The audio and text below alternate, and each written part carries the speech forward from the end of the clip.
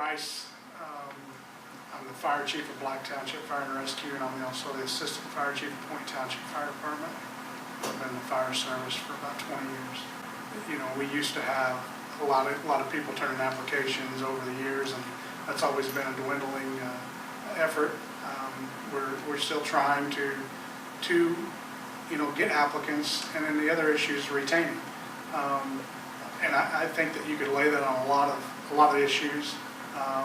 Lifestyles have changed. You know, dual parents are working nowadays. You know, a lot of activities for kids going on, which family is very important. Families first. Are that people are busy. Lifestyles are busy, and it's hard to get people to put forth the effort like it used to be. I know that I've been the chief here almost 8 years, and I can probably count maybe 1 or 2 times whenever we've had a call before we had the day staff that nobody answered. The next agency has responded. But I'm going to say the average age in our department is probably between the 35-45 age group.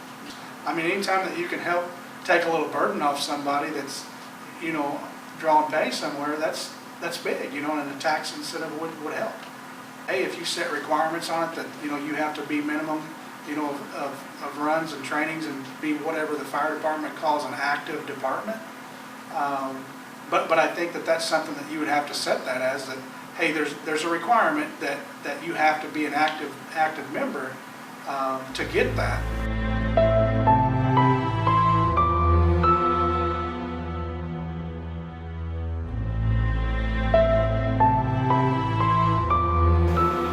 I think the main sacrifices serving on a volunteer fire department is probably family suffers sometimes a lot.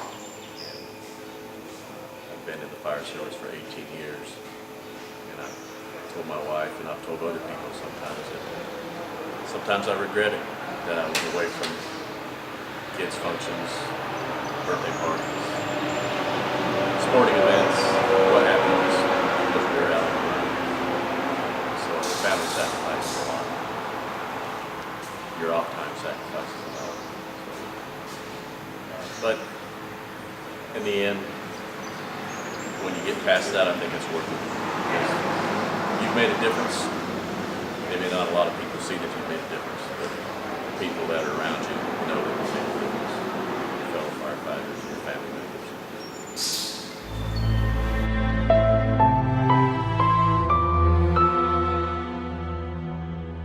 Some of the things that you have to do is be away from your family, your job. This comes even before your family or your job. Even though it's a volunteer, you feel obligated to have to do it for the people and for the people who need you, especially when you see people that their kids are trapped in a car or they're trapped in a car and they look at you like you're the only hope. And it's a sad thing, but it's bad that you are the only hope at that time. That's some of the sacrifices that you have to do. You know, challenges as far as age goes, I've noticed a big difference just in the last couple of years. 55 now, started when I was in my mid-30s. It's harder to get out of bed sometimes, it's harder to get going. You don't recover as fast. It takes a few days after, you know, a large structure fire, some type of event. So age is a factor. It's a young man's sport, but older guys try to stay in as long as they can, and I'll stay in as long as I'm able to, and still able to help, and that sort of thing. But it is a challenge as you get older. The work involved behind the scenes, it's just the same as a career department. The fire's still as hot, whether you're a volunteer or you're a career guy. The hoses are just as heavy. The reports still have to be done. It's the same work. A lot of people, when they find out what's involved, they're no longer interested. So it's definitely a challenge.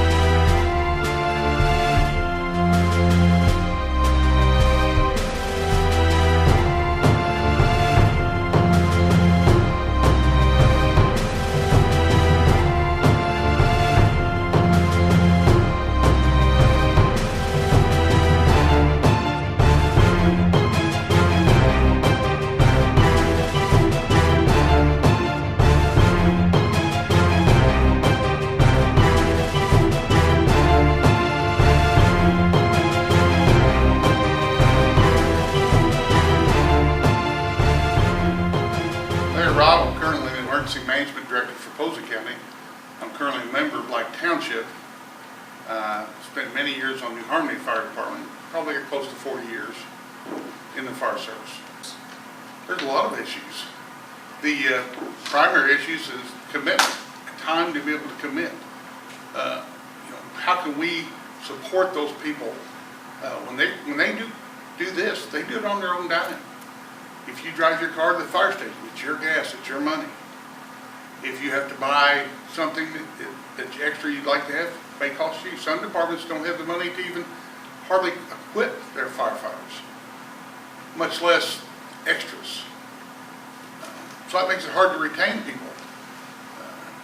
Makes it harder to recruit people. You have to be able to tell them, why do you need to be on the fire department? And what can you do? It's finding those special people that have a desire to help, and then retaining those same people. We can't plan when these fires or other emergencies occur.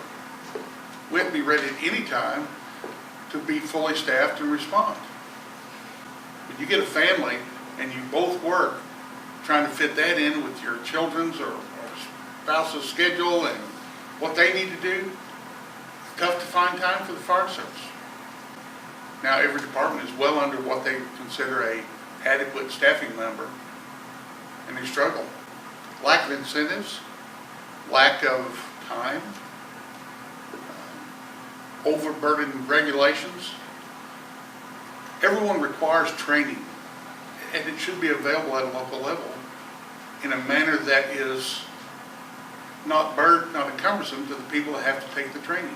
We have to be trained because it protects our lives and the people that we're there to protect. So I understand training. We have to have training. But it needs to be in a way that we can get the certified training without being a burden.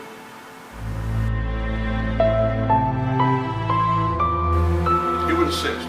It would show that nothing else is that the state officials understand that there's a need and are working to help provide the assistance that the fire departments need. We have to be able to support these emergency services. We have to have the local responders. They're a big asset to the EMAs around the state.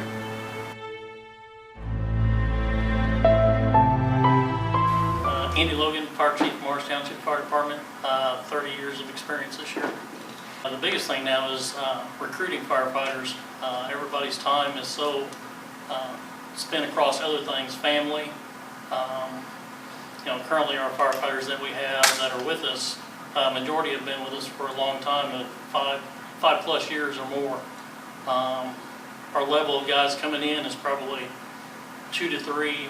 We have had times where it took a while for somebody was coming into the area or going, close to the area that was able to make it. But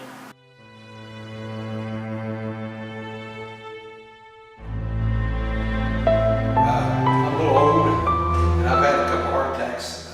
The first heart attack was during a fire, and we was running hoses out. You can tell by looking at me I'm a little heavy, but I got the best night I ever had. I never got winded, never got tired. Thought I felt like I was 19 years old. It was all over, and then my chest started hurting, and I didn't quit.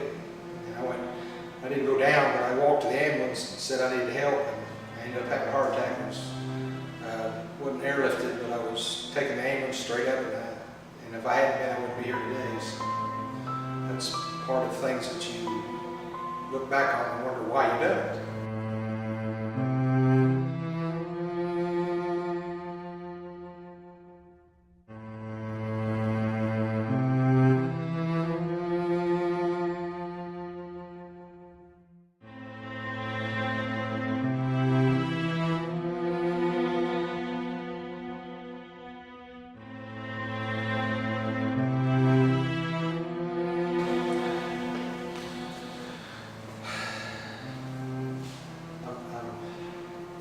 I'm just afraid in the future, the younger people, that there won't be nobody to help their family or help my kids when they get into something that they can't get out of it.